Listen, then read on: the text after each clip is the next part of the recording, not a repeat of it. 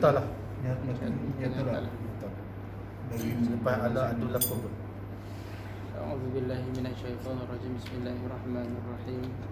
Alhamdulillahi rabbil alamin wassalatu wassalamu ala asyrafil anbiya'i wal mursalin wa ala alihi washabbihi ajma'in. Subhanaka la 'ilma lana illa ma 'allamtana innaka antal alimul hakim.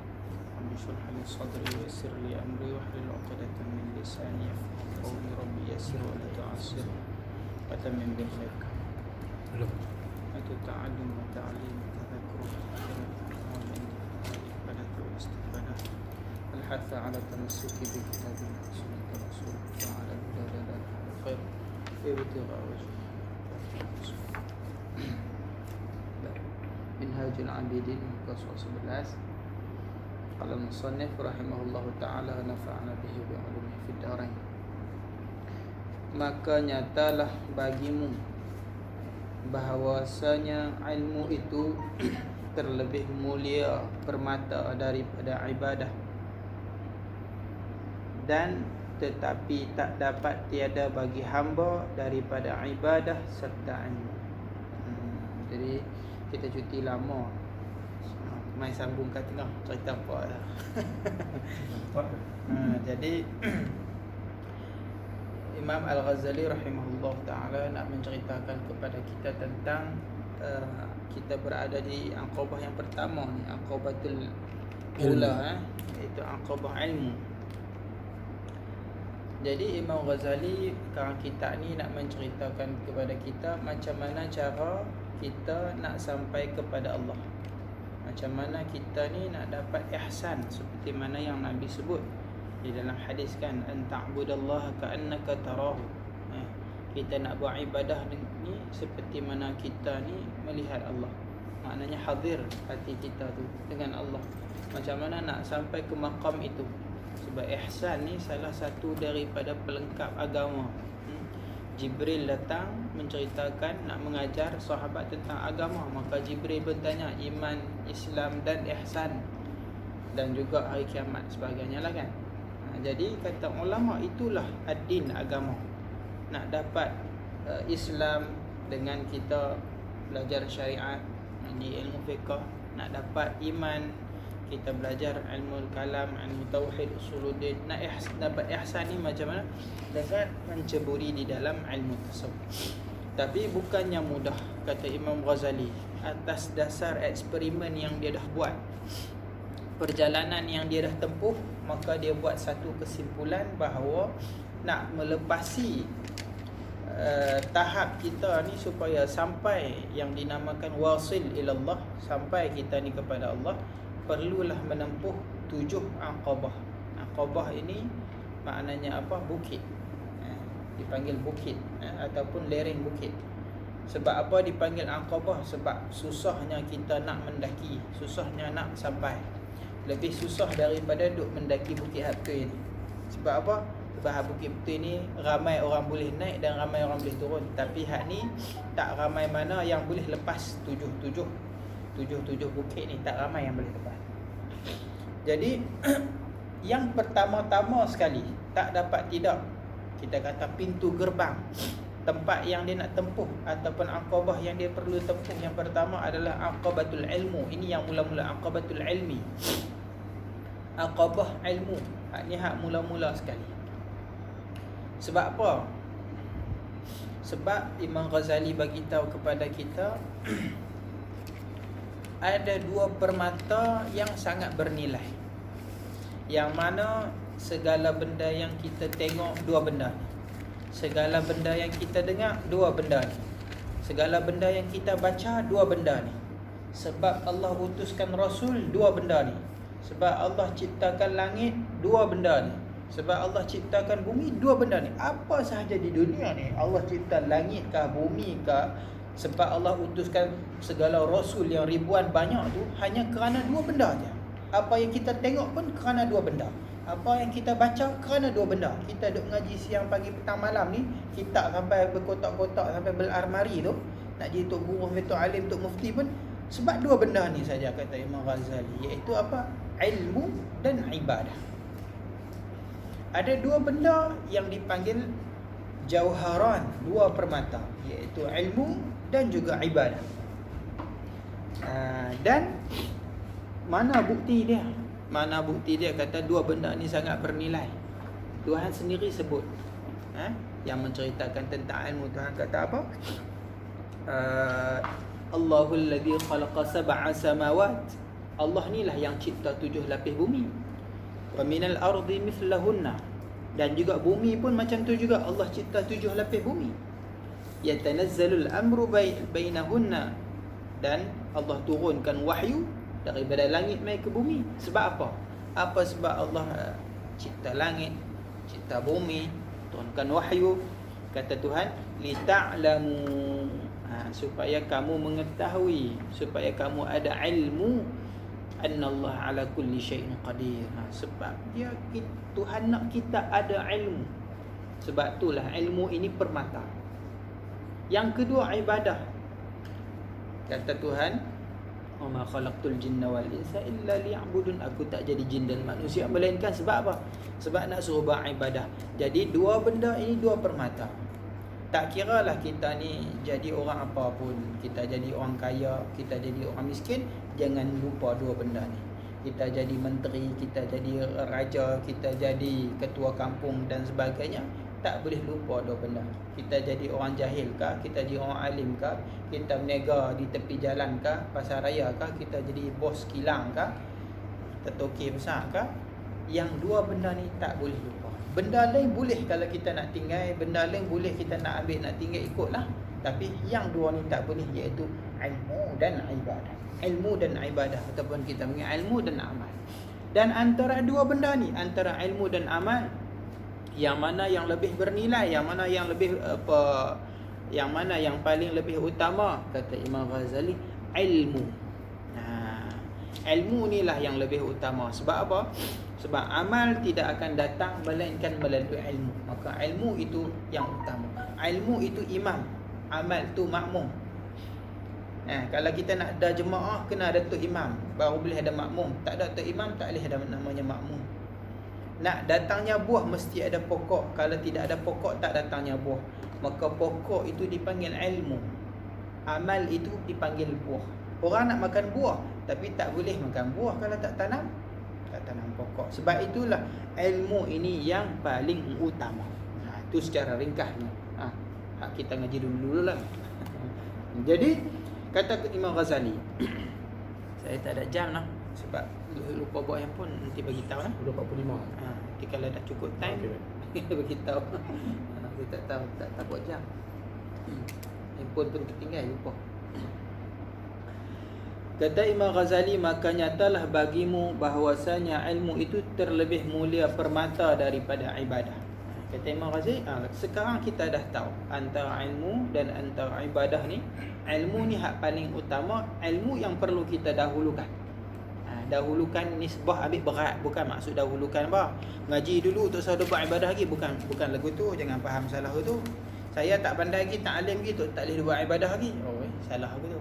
Maksud dahulukan ini, maksudnya kita beratkan, prihatin, kita lebihkan tumpuan kita pada ilmu. Sama juga macam kata ulama, awwaluddin ma'rifatullah, awal agama mengenal Allah.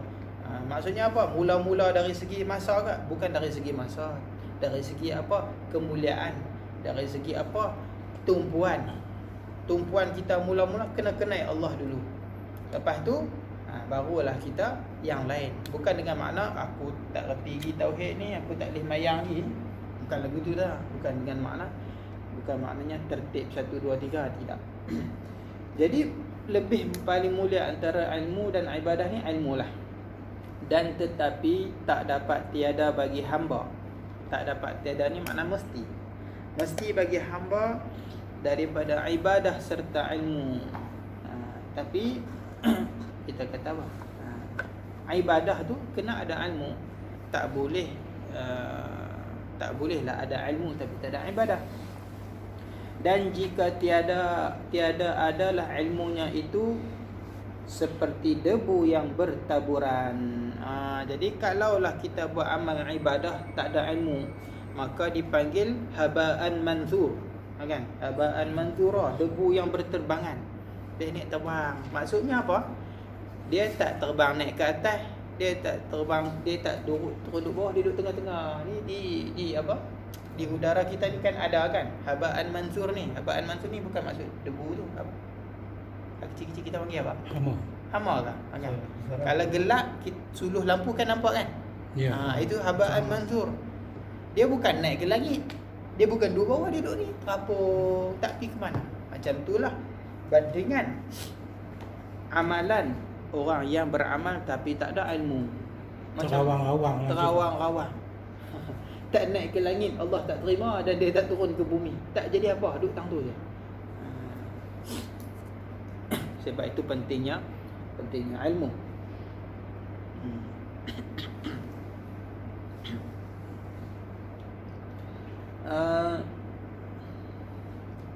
Maka bahawasanya ilmu itu menempati pohon kayu, dan ibadah menempati buahnya, buah pohon kayu tadi. Ilmu umpama pokok, amal umpama buah. Sebab itu ulama kata al-ilmu bila amalin, ilmu tanpa amal kasyajaru bila thamarin, seperti mana pokok yang tak ada buah. Tetapi nak ada buah kena ada pokok. Teringin nak makan buah perlu ada pokok dulu. Nak makan buah tanam pokok dulu, nanti baru keluar buah. Kalau kita cita-cita nak buah tapi tak tanam pokok, tu angan-angan mak jenin lah. Kosong, dia takkan jadi. Amal tanpa ilmu takkan hasil. Sebab itu orang yang beramal, yang puasa tapi ilmu tak ada, nama ada amal, tak nama amal, dia tak akan jadi amal. Sebab apa? Buah macam mana nak ada kalau tak ada pokok? Begitu juga kalau dia sembahyang juga tanpa ada ilmu. Kalau dia buat juga amal ibadah tanpa ada ilmu, dia tak panggil amal, dan dia tak panggil ibadah. Sebab apa? Sembahyang tidak sah, nak panggil sembahyang. Puasa tidak sah, nak panggil puasa. Kita tak boleh panggil buah sebab dia tak ada pokok. Amalan tu tak boleh dipanggil amal sebab dia tidak ada ilmu. Tapi kalau ada ilmu saja tak ada amal pun teruk juga. Tanam pokok penat-penat ke 10 tahun, duk biar besar tu buah tak ada hasil, tak ada. Yang kita nak tu adalah buah. Oleh kerana itu ilmu dan amal ini perlu bergandingan. Dah ada ilmu maka kena amal dengan ilmu yang ada. Maka tiba-tiba tak dapat tiada bagi hamba daripada ibadah. Mestilah hamba itu beribadah supaya sempurna baginya kemuliaan ilmu. Ilmu itu mulia dengan sebab apa? Dengan sebab ibadah. Buat apa mengaji? Nak beramal. Ngaji ni bukan nak ngaji. Nak ngaji ni nak ngaji. Bukan gitu tak. Ngaji ni sekerana nak beramal. Kalau bukan kerana amal, kita buat apa ngaji? Tak sedut ngaji. Buat apa mengaji fiqah? Sebab kita nak sembahyang, nak puasa, nak buat haji, nak zakat dan sebagainya. Segala jenis amalan dia ada guide dia. Dia ada peraturan dia. Kita nak pergi mana-mana pun dia ada peraturan dia. Kita nak buat kerja apa pun ada SOP dia. Nak masuk masjid lah pun ada SOP. Apa-apa semua ada SOP. Jadi tiba-tiba amal ibadah kita tidak ada peraturan, tak ada SOP, tak boleh. Jadi apa tujuan peraturan tadi? Apa tujuan ilmu? Untuk kemuliaan amal. Kalau kita nak mengaji saja tak beramal, maka tak ada kemuliaan itu. Dan tak dapat bagi hamba itu bahawa ada ia daripada kedua perkara itu bahagiannya dan perolehannya. Jadi dua benda ini kena ada hazzun wa nasib. Kita kena ada juga ambil habuan untuk diri kita. Ilmu pun kita kena bagi ada sikit, bagi ada nama habuan berilmu, dan amal juga kena ada. Apa guna mengaji sampai kitab luri-luri tapi tak ada amalan, tidak buat beramal dengan ilmu, kan? Tak ada guna. Jadi sebab itu kita kata kena beramal. Iblis dia ada ilmu dahsyat, tapi kerana dia tak beramal, dia tidak ada apa, dia tak membuang perasaan sombong dia tu. Dia tak mengaji minhaj. Ada si iblis tu dicela. Dia tidak ada, dia tak beramal dengan apa yang dia tahu. Dia tahu Tuhan murka. Bukan dia tak tahu. Bukan dia tak tahu kata kata Tuhan suruh perintah dia tu sujud kepada Tok Adam, bukan dia tak tahu, dia pun tahu. Dia bukannya tak tahu bahawa perintah Tuhan itu mutlak, tapi sahaja kerana kesombongan dia mengabaikan, dia tak mau. Dia tak ambil indah dengan ilmu, maka ketika itu dilaknat oleh Tuhan. Wa kana minal kafirin, dia yang kafirlah. Kata kerana inilah berkata Hasan Basri rahimahullah ataupun rahmatullah taala, telah berkata Hasan Al-Basri. Hasan Al-Basri ini kita kata Sayyidut Tabi'in. Dia lahir pada zaman Sayyidina Umar. Sayyidina Umar. Dia lahir pada zaman Sayyidina Umar dan dia menyaksikan pada peristiwa Sayyidina Osman dibunuh, Syahidud Dar kan. Peristiwa Sayyidina Osman tu dia ada ketika tu dia kecil, umur 11 tahun. Dia meriwayatkan banyak daripada sahabat-sahabat lah, dia tabi'in, orang yang bertemu dengan sahabat, dan dia seorang yang alim, orang yang sangat bijak. Dan daripada dia lah timbulnya istilah-istilah, sebahagian ulama lah kata perkataan Mu'tazilah itu daripada dia, daripada kata-kata dia. Kerana ada seorang pengasas Mu'tazilah, Pak Tiri, Pak Imam Abu Hanifah kan, duduk di majlis dia, tiba-tiba lari keluar daripada majlis Hasan Al-Basri. Hasan Al-Basri pun kata qad i'tazala, dia telah i'tizal lah. Masa Melayu kita apa? Keluar. Kita kata keluar lah kan. Maka daripada perkataan dia itulah orang sebut puak ni puak Mu'tazilah, fahaman Mu'tazilah. Itu Hasan Al-Basri. Cerita sejarah tentang dia banyaklah lah. Dia masyhur, kalau kita buka kitab fiqh dia masyhur. Tetapi dia itu faqih, dia ada mazhab dia. Dia setanding, setara dengan mujtahid mutlak Imam Syafi'i, dia lagi awal. Tabi'in kan, dia zaman. Maka dia alim, cuma nama dia tak sebutlah di dalam fiqh, jarang. Kalau orang mengaji banyak kitab, dia akan dengar juga nama Qala Al-Hasan. Qala Al-Hasan dalam kitab fiqh telah berkata Al-Hasan, makna dia adalah Hasan Al-Basri. Dia ada mazhab dia sendiri, cuma dia tak ada pengikut yang membawa, mengembangkan mazhab dia, maka mazhab dia terkubur. Mazhab ada banyak fiqh ni. Ya. Hak alim pun hebat banyak, bahkan ada yang lebih alim daripada Imam Malik dan sebagainya. Tapi yang memberi peranan tu anak murid, bukan tok guru. Tok guru tu memang dah hebat, dia buat mazhab. Tapi anak murid bila dia sebarkan, dia banyak buat karang kitab, maka mazhab tu terpelihara. Macam mazhab Hasan Al-Basri ni, mazhab lain-lain lagi, dia tak terpelihara sebab tak ada yang mengembangkan. Tak ada yang mengembangkan. Mazhab Ibnu Abbas kan, mazhab sahabat. Ibnu Abbas sendiri pun ada mazhab dia. Bahkan Ibnu Abbas di antara manusia yang melihat Jibril kan, ada tengok kisah cerita ada kan. Ibnu Abbas melihat Jibril. Ada ulama kan kita cerita, boleh tak kita tengok malaikat? Ada dibahas itu. Ada sebahagian riwayat cerita Ibnu Abbas ni melihat Jibril dan akhirnya dia buta. Ada kata Imam Suyuti, dia buat karang kitab. Suyuti kata orang yang tengok malaikat ni nanti akhir hayat dia buta. Ibn Abbas dia buta. Apa kata Hasan Al-Basri? Tuntut olehmu akan ilmu, tuntut yang tiada memberi mudarat dengan ibadah. Dan tuntut olehmu akan ibadah ini, tuntut yang tiada memberi mudarat dengan ilmu. Maksudnya apa? Bahasa Melayu mudah kita kata apa? Mengaji, kita kata apa? Mengaji, maksud dia bagaimana? Jangan kita cari ilmu yang memberi mudarat dengan ilmu kita, dan jangan buat ibadah sampai mudarat ibadah kita. Cari ilmu yang memberi manfaat, dan buat ibadah yang bermanfaat. Bukan ibadah yang memberi mudarat. Kita buat ibadah tu mudaratkan kita. Kita mengaji, ilmu tu mudaratkan kita. Apa maksud dia? Maksud dia begini. Mengaji ilmu dan ilmu tu memberi mudarat, maknanya mengaji tapi tak beramal. Itu ilmu memberi mudarat. Imam Hasan Al-Basri kata, mengaji jangan sampai memberi mudarat diri kita dengan ilmu yang kita mengaji. Maksudnya apa? Mengaji dan kita beramal. Dah mengaji, beramal. Dan juga beramal, jangan sampai amalan yang memberi mudarat pada kita. Maksudnya apa? Kita buat amal tanpa ilmu. Sebab ilmu dan amal ni pasangan, tak boleh buang satu mudarat. Ada ilmu tak ada amal, mudarat ilmu. Ada amal tak ada ilmu, mudarat amal.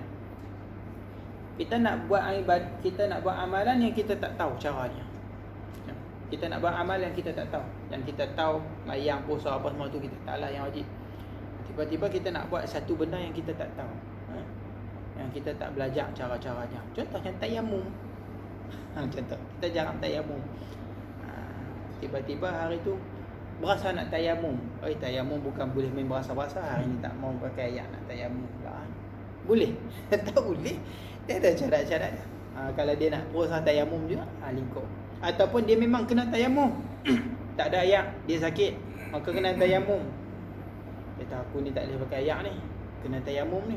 Tak tayamum pasal apa? Sakit kat kaki, aksiden balut, maka dia pun tayamum kat kaki. Mana ada orang tayamum kat kaki? Tu sebab tu kita kata beramal dengan ilmu. Kalau tidak amal itu mudarat kepada kita. Tidak sah. Begitu juga menuntut ilmu perlu beramal. Maksudnya apa? Kalau kita ada ilmu, tahu benda tu haram, kita tak boleh buat kan? Benda sunat kita tak buat tu tak ada masalah. Kita mengaji bab main duha, tak main duha. Tak adalah mudarat kan. Cuma akan ditanyalah, betul memang tak mayang kan? Ada tahu. Tapi tidaklah dia azab sebab benda sunat ni tidak dia azab. Tapi yang dia azab, dicela tu bila kita tahu benda haram, kita buat juga. Bila kita tahu benda tu wajib tapi kita tinggal, itu memberi mudarat kepada kita.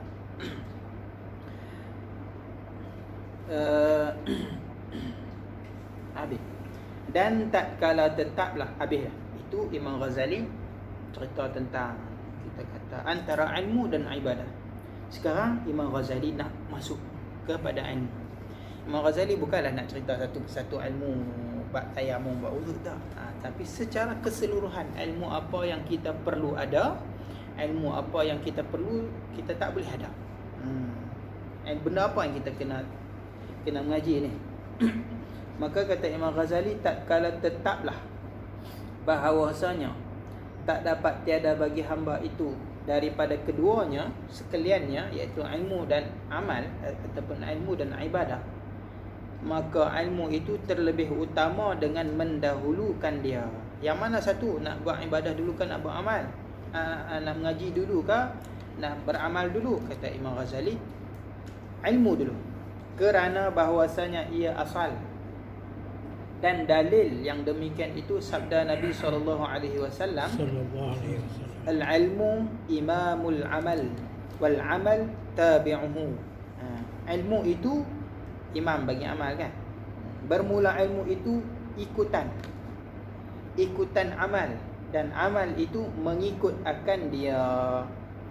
Ilmu ni tok imam, amal ni makmum. Mana boleh makmum dulu? Ada tok imam dengan makmum. Boleh makmum pergi sujud dulu? Tak boleh. Batal solat kalau dengan sengaja dan melebihi 2 rukun. Tak boleh. Mana boleh makmum ni dulu daripada tok imam? Tak boleh.